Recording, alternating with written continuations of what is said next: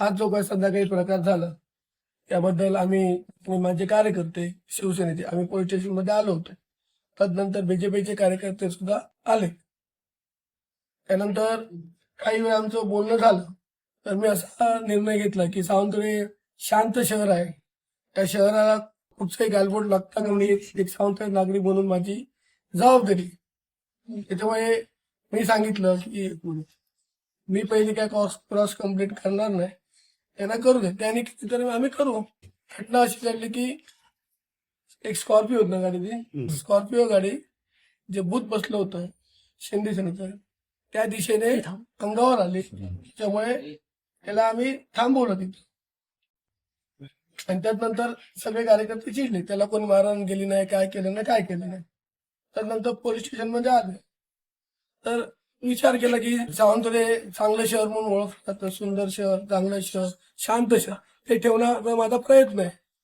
म्हणून मग ठरवलं की आज इलेक्शन संपलं, विषय संपला, त्यानंतर जर त्यांनी काय केलं तर आम्ही बघू.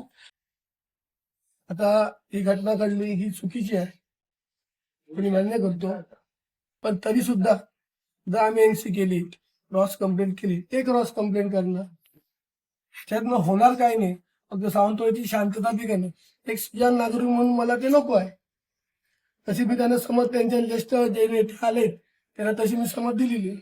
भाजपचे पदाधिकारी होते, पोलीस होते, मी चर्चा केली, असा मी विषय ठेवलाय आणि त्यांनी ठेवला माझ्याकडे. पण आता त्या आतमध्ये आहेत, मी बाहेर आलो, मला आणि कामं आहेत, त्यांनी केली तर मी निश्चित करेन. धन्यवादात वगैरे काही नाहीये.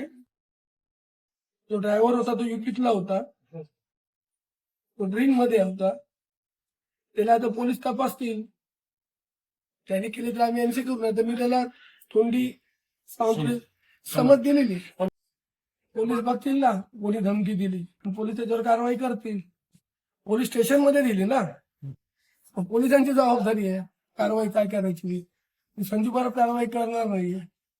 ह्याला काही राडा म्हणत नाही, तुम्ही वाटतं कधी राडे बघितले नाही, ह्याला राडा म्हणतात, ह्याला बाचाबाची बोलतात. हे राडे नाही, बाचाबाची.